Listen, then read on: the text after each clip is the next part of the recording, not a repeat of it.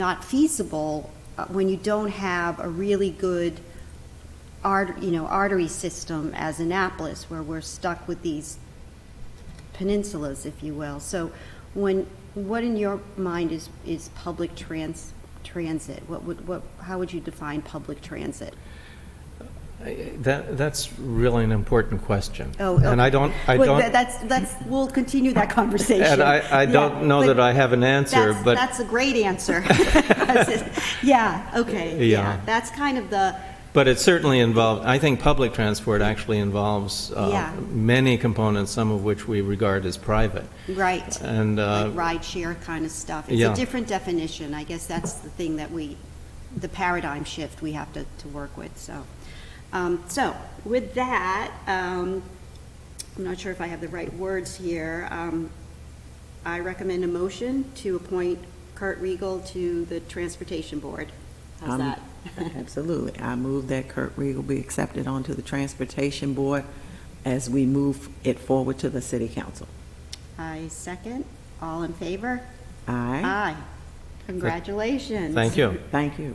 Okay, we have Lauren Hunter, who is not here, but we have a resume, and we discussed this. I discussed this with Rick. I don't think she needs to be here, and that's mostly because we're just very excited about putting this group together.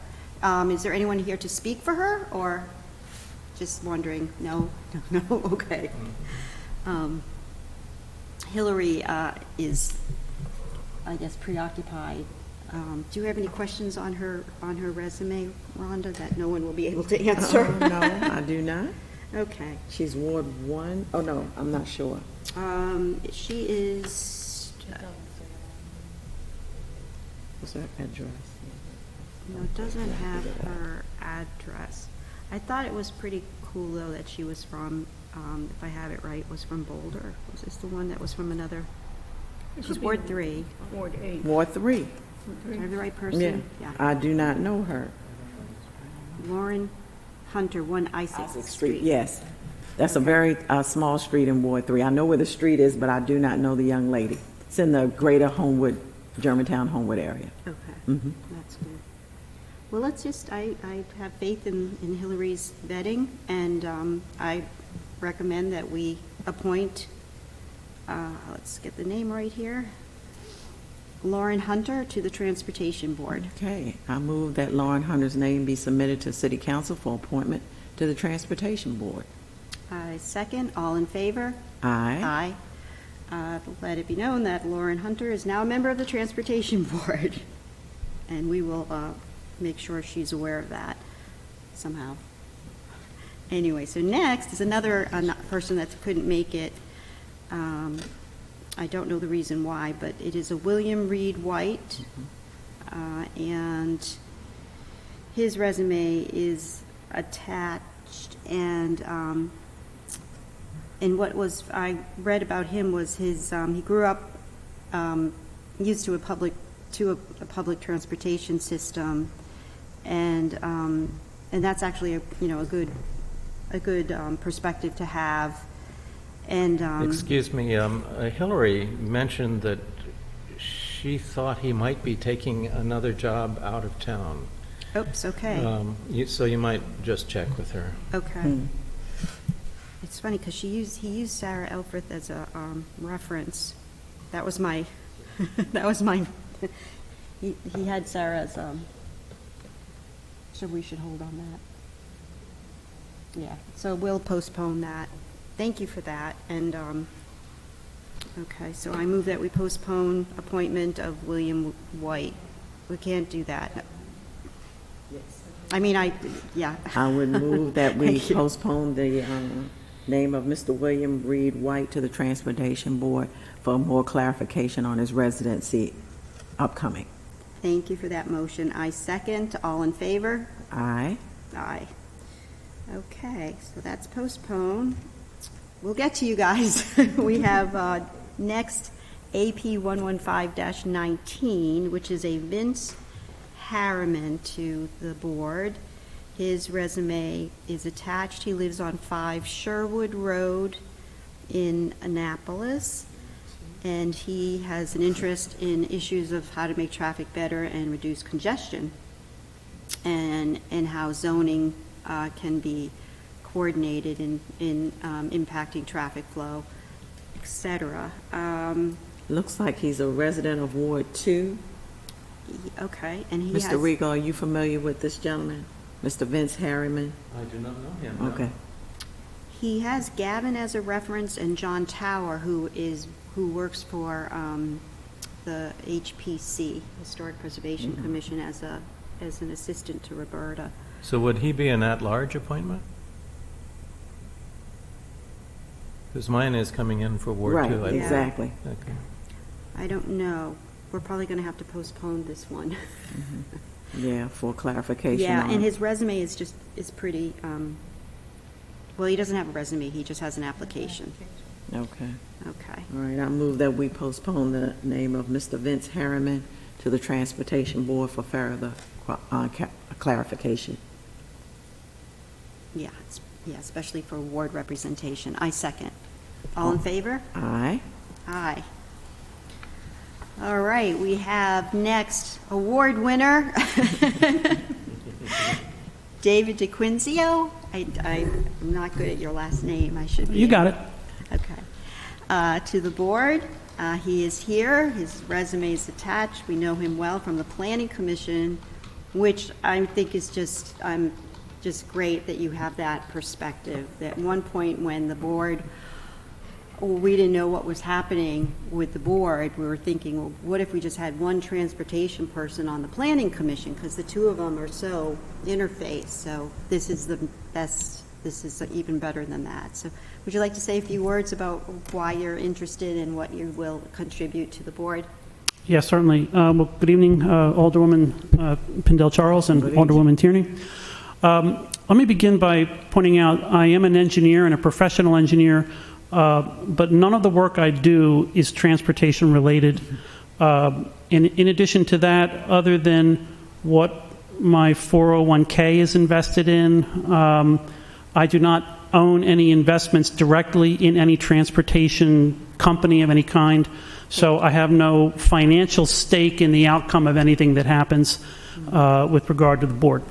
And in terms of perspective, so in addition to the Planning Commission stint, maybe 15 years is longer than a stint, but I was discovered by former Planning and Zoning Director John Arison at a transportation visioning event at which I shot my mouth off, and he corralled me later. So I began being interested in transportation and moved into planning and zoning as a result of just the thing you described about how closely intertwined they are. Mm-hmm. And I've also served for a couple of years on what used to be called the Citizens Advisory Council of the Baltimore Regional Transportation Board.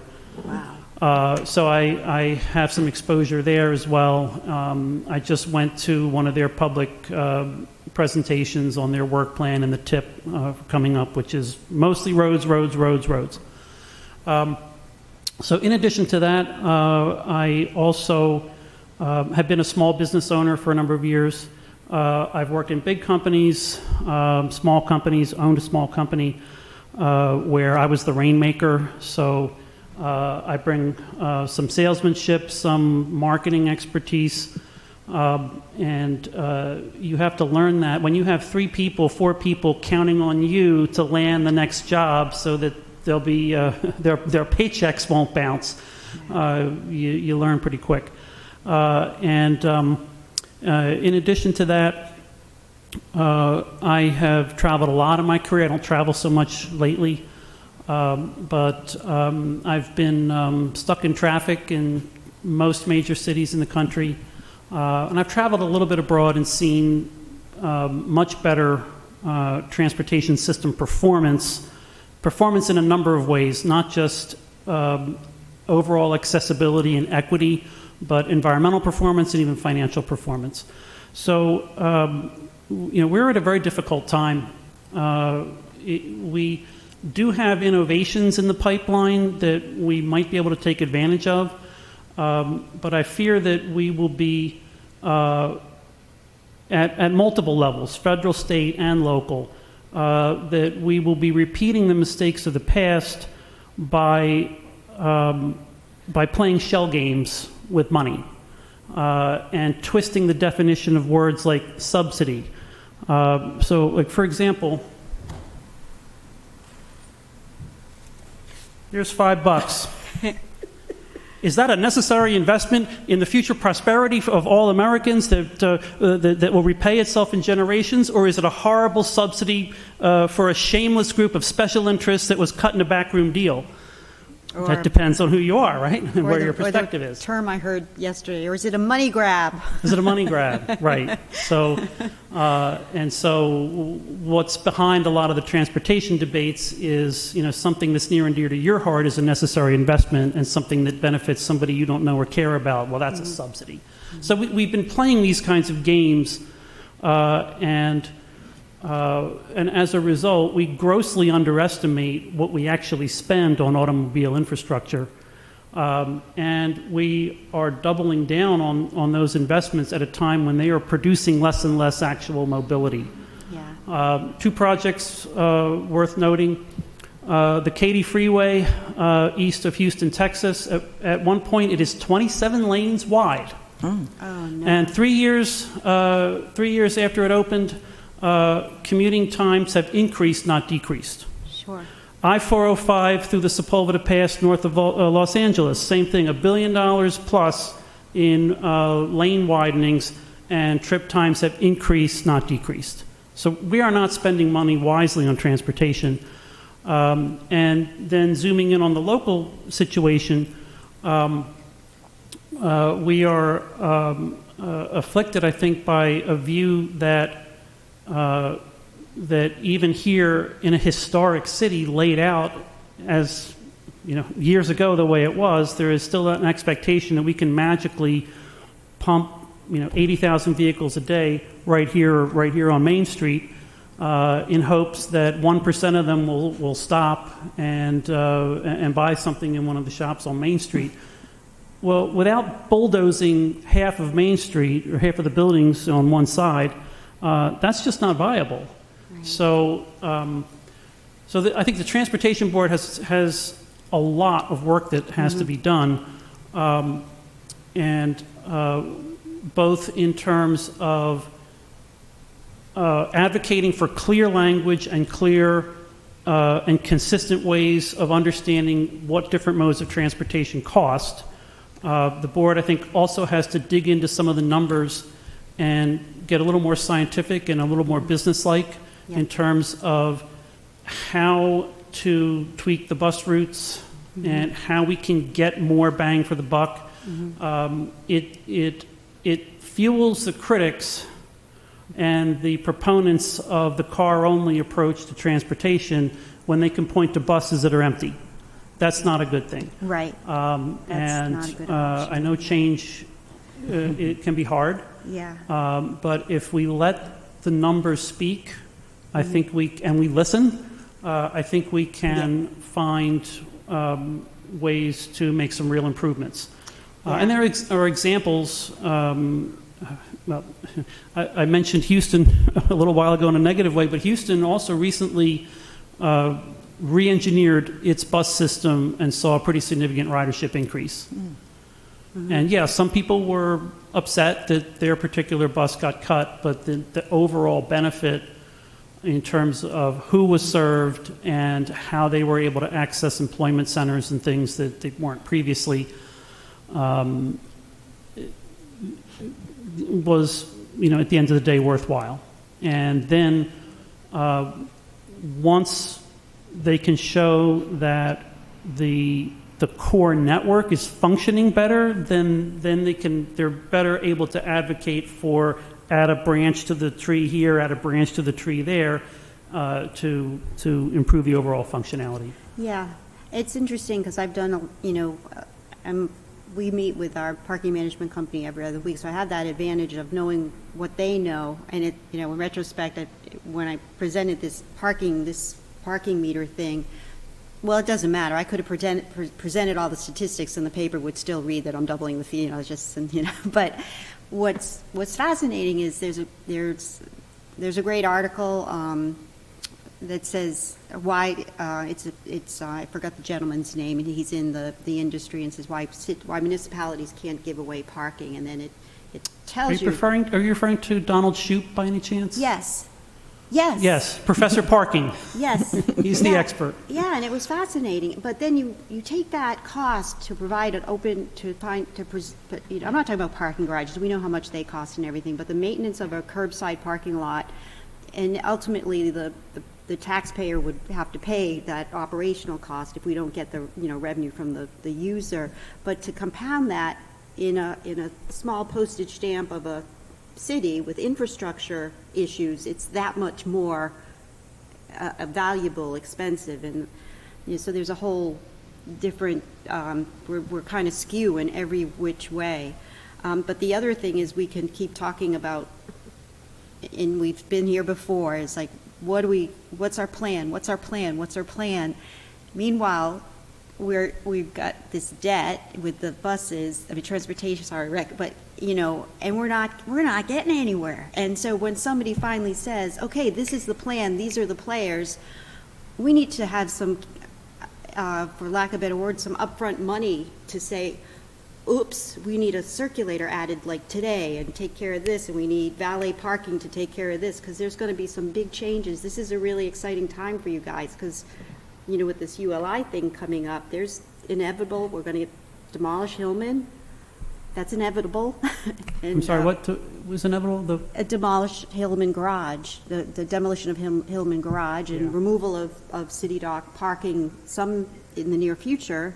So these are big things, and we can't just, we have to plan for them and have some money to facilitate what we need logistically. I'm talking about logistics. I'm not talking about actually buying things. So anyways, so I look for a motion to recommend, I have his here, David DeQuinzio to the Transportation Board. Absolutely. Make a motion to recommend Mr. DeQuinzio to the Transportation Board and have his name submitted to the City Council. And I second that. All in favor? Aye. Mr. Quinzio, this must be the week to drop money on that table, because Mr. Storm was here earlier this week and had some coins. So between the two of you. Oh, my God. I said to him afterwards, Sven, you do credit cards and meters now. Oh, my God. So next we have Carol Kelly, and AP 117-19. We know Carol. She was she's a reappointment. She had a little bit of a detour to her HBC for a while, and now she's back with transportation. Carol, do you want to say a few words about what your experience was on the board and what you see as how you'll move it forward? Well, as several of you have said, it is an exciting time for the board. I was on the board previously for years I don't even count up. It's probably 8. And it was a pretty quiescent time. It was not a wasted time or fruitless time, because the people on the board were very much committed to, and in many cases very, very knowledgeable about the issues in transportation, mobility, public transit. The previous director of the department was familiar with transportation in a large city, so there was a real breadth of ability and understanding, and so that made the meetings, the sessions, and the discussions very rich, very informative, and for me, very educational. I came on the board quite literally because I was one of a few Annapolis bus riders. I have not been a disadvantaged citizen of Annapolis, but I am not one of the more advantaged, to say it lightly. But I have been a long-term public transit user. I have had a long life in a lot of different places, big cities, Chicago, New York, Washington, and a life in small places, Springfield, Illinois, the countryside. I travel a great deal when I can afford it, particularly to Europe, so I'm very familiar with European transit in particular. I haven't driven very much in Europe. So that remained my focus for a long time while I was on the board before. That focus has two parts to it. It was not only on the provision and the completeness of public transit, but the purpose it served for people who were, in fact, much more disadvantaged and less able to choose what they did in order to get around town. The bottom line, personally, of my situation is that it's never been a case that I haven't been able to afford a car. I have been a family member, and I have done that in various capacities at different times in different family situations. So I'm familiar and have used cars, in a considerable amount. But through the whole course of my life, I have stayed on public transportation. So I am a pretty good critic of its functionality. And as I say, its purpose. When we do toss money around, it's very relevant to me that we're talking about more than money when it comes to public transit. Maybe not when it comes to roads and cars, but public transit serves people. So my role for a long time on the board was almost as a spokesperson for the bus riders. And that meant that I spoke to their issues, their personal issues, their employment issues, their difficulties in moving around town. In fact, the first instance of my acquaintance with you, Ellie, was when I was promoting the kind of fly-by-night commuter bus system of Mr. Young, whom I became an advocate for. Mr. Young has many aspects to his personality, but one that I feel is genuine is his commitment to serving the needs of others who are not always served well for their situations. It's almost a dramatic story on his part. So that will remain a focus of mine, but particularly because I've been around people like Mr. DeQuinzio and listened to the complexities of mobility in general, I feel educated to the issues and certainly capable of making reasoned decisions and votes in regard to them. It's very exciting, Carol, because for reasons that are very complicated, bus transit in Annapolis seems to have this stigma.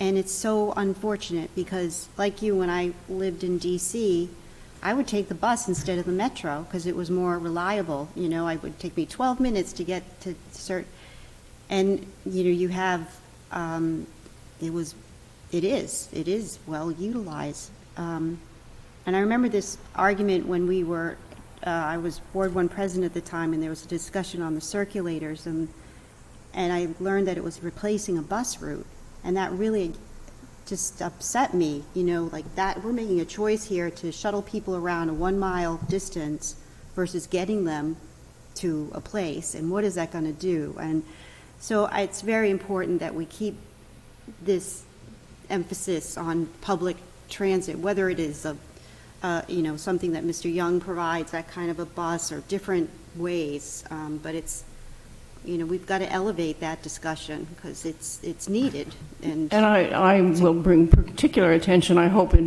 over time to the fact that the existing bus system works quite well. I spoke out somewhat radically at a political meeting recently because something else was being discussed that I disagreed with, but I wished I had reserved my outspoken comment unsolicited for the fact that the candidate assumed that the public transit system in this town is heavily flawed and defective. It is not. I ride it reliably, consistently, comfortably, and pleasantly many, many days of my life. So it's something to build on. And that's to the credit of the department as it's directed now, to the credit of the people who run it, the bus drivers. It's always been what I perceive as a tightly knit and very well-run government department. I'm very happy when I see, I walk by Church Circle all the time, and I'm very happy when I see the mids all lined up, ready to take it to go to the mall. They don't have cars, so. Well, Much of the challenge will be educational and attitude, however. When Kurt and I were speaking as we came into the meeting, I reminded him or told him about a quote that has followed me through the course of my life. I did spend a long time in New York City, so I certainly used the transit system there. But I went to a session on transportation in general at some academic point in my life, and the speaker was the historian of New York City, Kenneth Clark, I think is his name, a major academic. And he said, well, the problem with transportation in the United States is that everyone knows that only losers ride buses. Yeah. So that will be relevant in Annapolis. People have to be convinced that this Right. is something that they will be comfortable doing and that others will do, which is the case as you experienced in Washington and New York, and even in smaller towns. Right. Kurt referenced the opening up of the bus system in Park City. I think Boulder is People are like that. asking for it. I mean, the Eastport, they get excited when you start talking about a bus route going to Eastport to Forest Drive, and so, Rhonda? Yeah, a couple of comments, questions. And Mr. Gordon knows I've received complaints about the bus system. One lady who lives in Bloomsbury Square who works at Giant says she has to take 3 buses to get to Giant. Now, I don't know, because I'm not a bus rider. I've heard other people say they live in a certain part of town. They got to take 2 buses within a mile. So that's the kind of thoughts I'm hearing. I'm encouraged to hear, Ms. Carroll, that you've had a very good experience with riding the buses. And so no matter where I go, whether it's the city of Annapolis or Anne Arundel County, because I work in West County, and I know at least with the county system and even the state system that is here in our city, that there have been some issues regarding transportation. If you want to go from here to Baltimore, how long does it take up Ritchie Highway and that sort of thing? That's not our issue, but just seems like everywhere you go, there's an issue about transportation. The second thing I want to mention to all 3 of you is last year, former Alderwoman Henson sponsored, not co-sponsored, a piece of legislation, a resolution called the Equal Protection Task Force for African Americans. The year before, there was one passed for the immigrant community.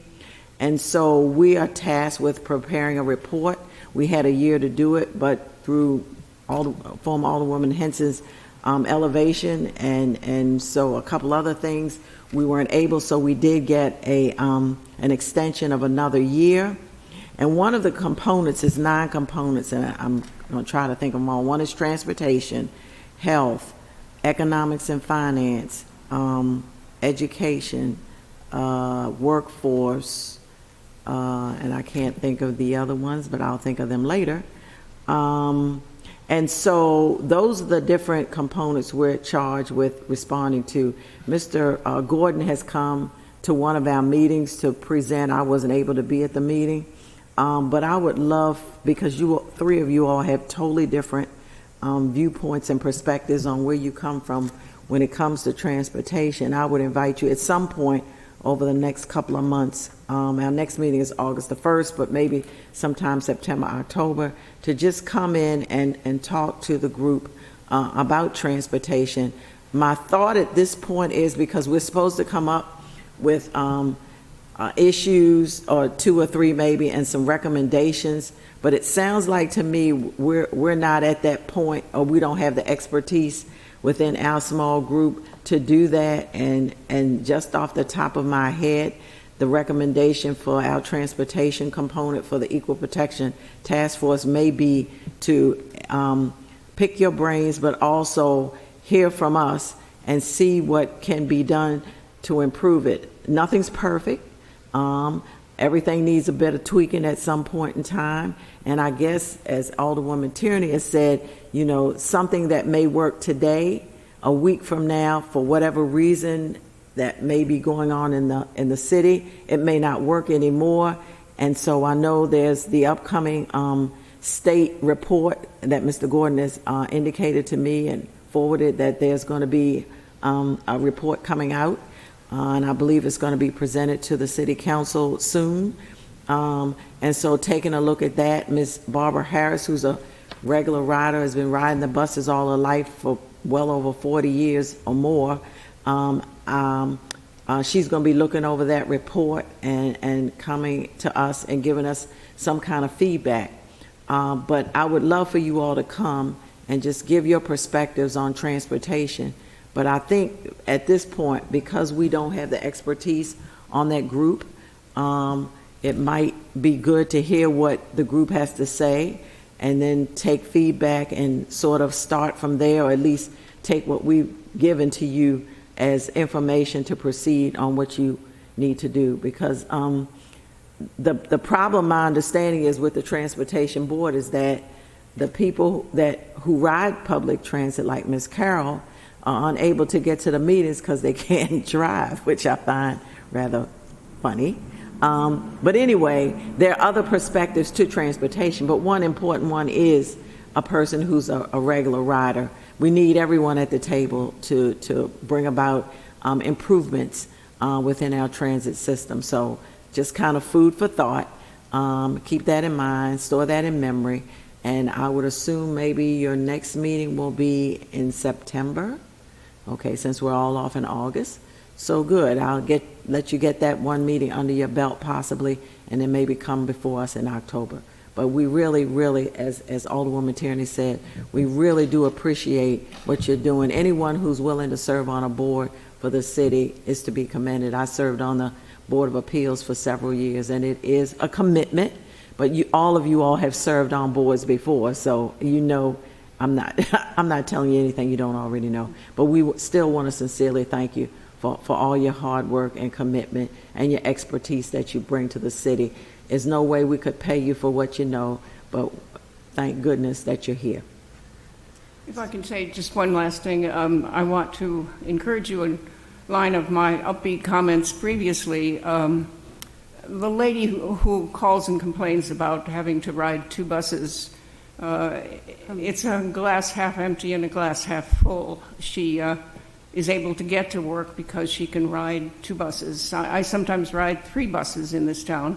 I'm very familiar with the financial constraints that the public transit system has. I also know that that lady is probably the only customer, or possibly the only customer, of that bus going that particular route. So you're not going to set up a route for her. At one point, the Orange route was basically in place for me. That kind of planning and change will necessarily require data. It will require study, so that you can serve everybody, which will certainly be my position, but serve everybody most efficiently and most completely. But it comes, as I say, from a glass half full. The system works. We've got something to work with in Annapolis. Yeah. And we have a transportation department that will that is able to provide those numbers, right? That's what the report is included. That's what's included in the report. So, yeah. Okay. So, what wards are not represented? I got to make a motion to get Ms. Carroll. Oh, we have to get you. Yes. May I have a motion? I'm an at-large member, and I think there's more than one position on this board for at-large. Okay. That's been an issue with some of the other candidates. May I have a motion to appoint Carol Kelly to the Transportation Board? I will move that Ms. Carol Kelly's name be submitted to the City Council for appointment to the Transportation Board. And I second. All in favor? Aye. Aye. Carol, congratulations. Good So, feedback. yeah, so now what, and before St. John's or the Naval Academy was represented, so I don't know if that's still the Oh, same intention. I don't know. Yeah. That's a good Well, point. will you have a quorum to meet is my concern. Yeah. Mm-hmm. Okay. Mr. Gordon or Dr. Dubois, either one of you have anything to add this evening? Thank you for coming. Absolutely. Good evening. Rick Gordon, Department of Transportation. I'd like to first thank the prospective members of the board. We haven't had a meeting in over a year, and it's very much overdue. We need your assistance. We need your help. We look forward to having your guidance. I'd like to speak to the lady that Alderwoman Pendell Charles mentioned that rides the 2 buses. When she initially told me about that lady, I went to her job and I met with her. At Giant, Yes. I remember when you first got here, you certainly did. And I commended Mr. Gordon for that. Was it Yes, 2 or and 3 buses? 3 buses. She told me initially it was 3. Yeah. Since that time, we've lost that route. That route is now a county route, but we've made sure that the route is still available to her.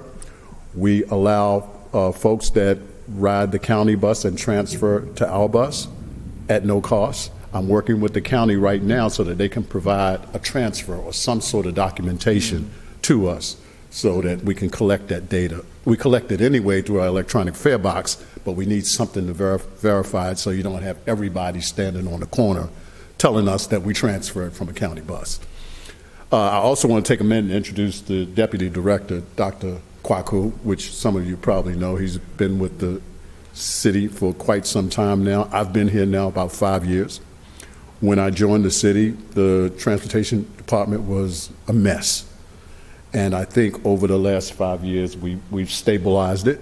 Yeah. We haven't improved ridership, but we've stabilized it. We've got a good group. We can depend on them. Right now, we've just completed the 5-year transit development plan. The mayor and city manager have it. Alderwoman Pendell Charles has seen a copy of it. Once you meet, we will be bringing it before you for your review and, of course, moving it up. It's one of those documents that the state requires us to do. We're partially funded by the state, so they require that we do the transportation plan and get the council approval in order to move forward. It has some things in it that we want to do, some things along the lines of microtransit, which is what's going on in the industry. I really look forward to working with you. I look forward to hearing what you have to say, and we go from there. In many instances, I may not be at your meeting, but he is. So we tend to take turns because I also attend these meetings, so sometimes I go to theirs and he comes to yours. But if you need me, all you have to do is ask, and I'm available. When we come to the meeting, we will bring our monthly report so you know where we are, how we stand, what's going on. We are primarily responsible for the public transit system, parking, and the taxi program. We have very little to do with roads. However, I did spend 20 years working in traffic engineering at various levels, at the state level, the county level, and on the West Coast for that matter. Dr. Kwaku does a lot of the planning studies. We still do traffic impact studies for planning and zoning department. So we got our fingers in a little bit of everything. But again, I just want to thank you for your willingness to do this and look forward to working with you in the future. Mr. Gordon, thank you so much for the updates and for the additional information and the introduction to our new members. I mean, I really, really do appreciate that and what you did for that young lady and what you have done as far as looking into the matter and finding a way through transfers or whatever to try to rectify the situation. And that's what we're talking about when people do have issues that we try to rectify them or at least make it easier for them to get around the city. And that's what Mr. Gordon and Dr. Dubois have done since they've been here. So we thank them very much for their service. Honestly, it's a thankless job.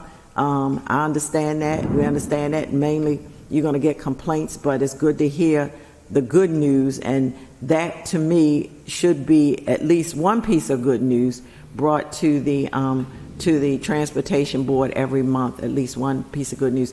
The one thing I just want to mention, I know I'm taking a little extra time, No, but it's great. we, on the Public Safety Committee, back in January, we decided to add 2 things to our agenda. We have police, fire, and Office of Emergency Management. And what we do are 2 additional segments. One is called Spotlight, and one is called Did You Know? Spotlight is when we have each one of those agencies bring to us a person who has done something outstanding or beyond the call of duty and recognize them, because people do watch these council committee meetings. And so that's an opportunity for people to actually see in the public and to be recognized someone from the city who has done a good job. The other thing is, did you know? And that was basically brought about because oftentimes our residents aren't savvy in what something costs, especially during budget time. And so the fire department was very innovative. In the first meeting we had, they did a Price is Right presentation where they had different items and we had to guess what they were, all the way from something to do with Narcan, I think was $8, and one of those stretchers or one of those pieces of equipment that cost $35,000. So it's an eye-opener for the public to see what things cost, and some things we were told can't be repaired, they have to be replaced. So I'm just putting that out there. You can use your transportation board as an opportunity to do some other innovative kind of things, whether it's bringing in a guest speaker or bringing in somebody who rides, or of course having Mr. Gordon or Dr. Duar doing some kind of presentation. So we thought that was something that worked for us. And we got some great feedback from it because people had no clue how many things cost. And I do get letters from the fire chief indicating, if some resident said they saved my life, or, I had a problem, I got stuck in an elevator. And so I read those letters out loud, not the whole letter, but just excerpts, because I don't want to give away any confidentiality information. So you might want to think of something that kind of, I won't say spices up the meetings, but there's a possibility for you all to do something like that. You can get very innovative and creative in what you want to do. I'm always about thinking of different things that we can do to get the public more involved. So that's just an idea, but take it for what it's worth, or don't take it. That's totally you all's call. But just wanted to add that little piece to what we started doing back in January. I could see us doing that if we invite the e-cruiser company to talk about what they, propose, and the circulator driver just talk about his ridership. But I do want to give credit to Rick Gordon because, we talk about the transportation fund, being, that the parking fund has to support the transportation fund and all that stuff. But it was in shambles, and we're in recovery. We're in a really solid recovery, and the future is bright, and it's all because of his and Kwaku's attention to that serious financial issue. So it's a good time to be on the board, and thank you very much. And it's a good time to highlight your drivers or anyone that works for you, or even did you know about some route on transportation where it goes or something like that. I think it would be very interesting, and I think people would really have a lot of fun with it and learn a lot behind it. So that's just, like I say, a suggestion. So thank you so much again for all that you all do. Well, I hope you have umbrellas. Oh, did you want to say something? Yeah. I just wanted to ask Mr. Gordon a question, and that is the Giant employee. Which Giant does she work at Festival or Bay Ridge? A Festival. Okay, I had the okay, because I was disappointed thinking it was Bay Ridge. No, it's like that should be easier. But, Festival. Yeah, it was Festival. Gotcha. In fact, she was at the meeting. She was at our council meeting the other night. I saw her in the back, sitting in the back. Good. Okay. Well, can I have a motion to adjourn? Yes. Motion to adjourn. I second. All in favor? Aye. Thank you all again. Thank you. I know, and some of them want a bus stop right